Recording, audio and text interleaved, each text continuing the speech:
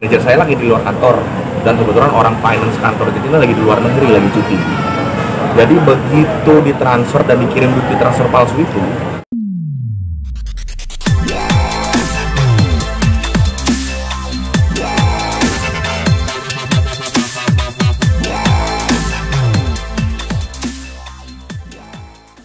Ini bisa diceritakan hari ini agendanya apa nih Pak Polda?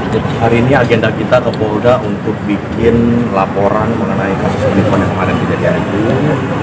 Saya bersama manajer buat laporan, didampingi sama kuasa hukum dari Bung Roni dari Talapesir, dari ya RBT Law Firm, dan sekarang lagi dalam proses. Nanti sekitar 2 jam kemudian ya, habis sholat Jumat kita akan pemeriksaan lanjut ya, pemeriksaan lanjutan di cyber untuk detail pemeriksaan mengenai kronologi pemeriksaan awal.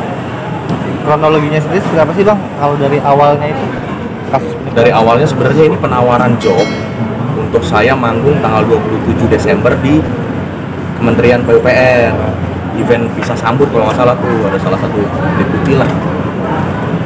Nah ini juga si penipu ini mengaku dari in-house Kementerian PUPR, nawarin job, akhirnya hubungin manajer saya, sudah deal angka dan lain-lain. Akhirnya terjadilah proses mentransfer tuh. Si penipu juga minta tolong untuk diikutkan ya, diinkludkan catering dan MC ya. Jadi supaya satu pintu, satu rekening gitu transferannya. Minta tolong sekalian ke manajer saya gitu, dan begitu ditransfer ke rekening kantor waktu itu. Manajer saya lagi di luar kantor dan kebetulan orang finance kantor ini lagi di luar negeri, lagi cuti. Jadi begitu ditransfer dan dikirim bukti transfer palsu itu, manajer saya belum sempat untuk cross check. Dan akhirnya gimana, dia minta transfer balik gimana? Setelah ditransfer itu mulai curiga manajer kan, besoknya di cross check ternyata ordernya fiktif. Dan akhirnya manajer bisa transfer ke dia tuh gimana? Manajer merasa mentransfer itu karena dia minta diinkludkan catering gitu, jadi supaya satu rekening lah. Jadi nominalnya berapa dilebihkan berapa juta, itu minta ditransfer balik. Oh ya, karena kelebihan gitu, dia kelebihan transfer cerita. Makanya tanpa cross check manajer kirim kelebihan itu yang sekitar 19.700.000 itu. Modusnya di situ. Kerugiannya itu. Kalau kan tadi sempat yang dibawa tadi bukti yang dibawa itu transferan, rekening, screenshot semua, terus kronologi ya, kronologi singkat, terus beserta data-data diri, pelapor dan saksi. Tadi kan sempat bilang katanya mulai merasa janggal. Ya. Itu kenapa tetap masih dilakukan transaksi pengiriman kembali? Justru merasa janggal setelah mentransfer. Oh, itu seperti baru sadar kayaknya ketipu nih. Tanpa ngecek mutasi. Tanpa ngecek mutasi rekening.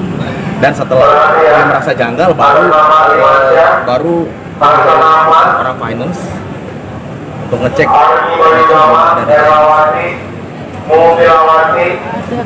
di pasti kalau unsur pelayan pasti, dan memang sepertinya si penipu ini udah sangat profesional ya, menggiring cara komunikasinya, menggiring korban supaya seperti itu meyakinkan, dan seperti kayaknya dealingnya jadi tight banget gitu, dealingnya harus cepat gitu. Itu mungkin yang bikin jadi hilang fokus dan lalai, dan jujur yang bikin kita, saya dan manajemen juga mau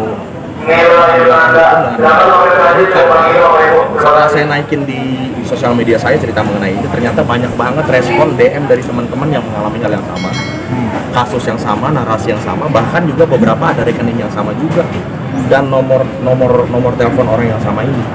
Itu jadi berpikir saya, aduh kayaknya harus bikin laporan nih supaya mudah-mudahan bisa mewakili teman-teman yang lain juga.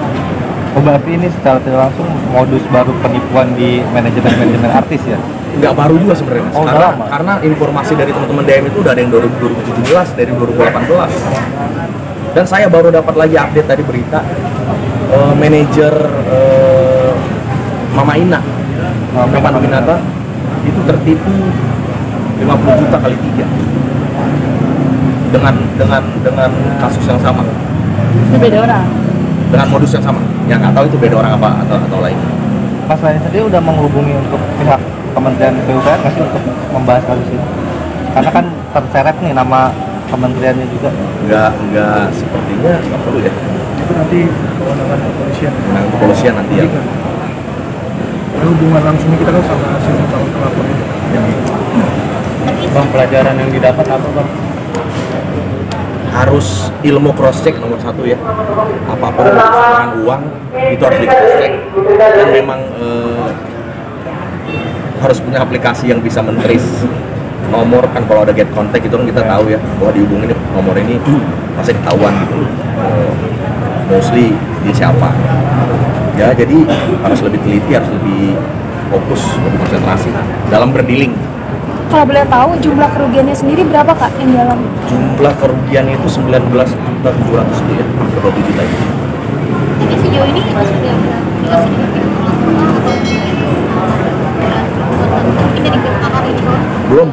belum karena memang setelah kejadian itu nomornya memang langsung diaktif, langsung didapat.